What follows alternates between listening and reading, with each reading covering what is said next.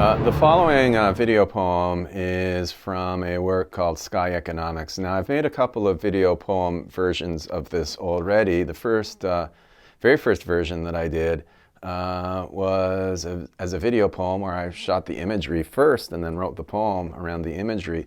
But I've reworked the project a few times, and one reason is because this whole idea of systems interests me a lot, and I don't think that there's enough poetry specifically about that, despite the fact that we've now entered an age in the 21st century where systems are absolutely essential to understanding where our civilization is going, and furthermore, understanding the relation between human-made systems and natural systems is also imperative to grasping how it is that human beings are going to survive with an industrialized civilization on a planet where natural systems can also still thrive.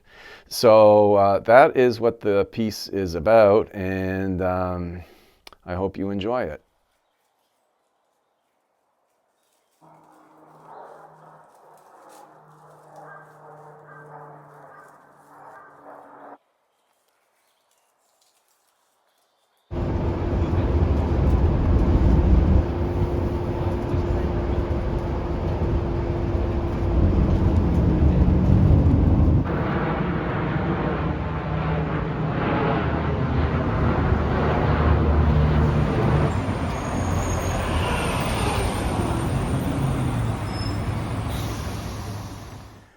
The machines are big with their clack, and the insects are big with their crick.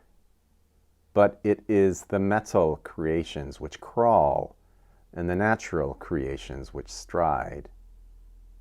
The inside of what's out appears small, minor, but it is part of a global system. All this chirrup-work is bigger than big, bigger than the drone and water-thrum of traffic, which after all is a market and a crash. The insects maintain their labor, they never have depression. Their stalk is solid, their chips are green, while above the sky, sort of like a boss, but also like a provider, observes their laboring too. The sky is a thing. It has its own shapes, its own external, like the skin of young armadillos, or burlap sacks, or shredded blankets, or lumps of dough. But all this does not belie sky's holism, its integrativeness. All are together and, in that sense, economic. It is the human market that is partial reduced, despite its primacy of noise. The forest near the urban remains what it has always been, a correction. Forest is the friend of sky, its amphitheater, but forest is also the wardrobe of sky and its wooden home. When forest meets river and river meets road, sky retreats a bit. But sky remains the larger arena of even cities' one instrument, tone. Once drama has exhausted itself, sky too calls it a day.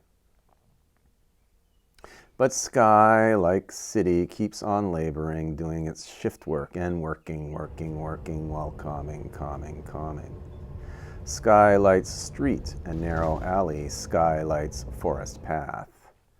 Light takes shape here. Light sits.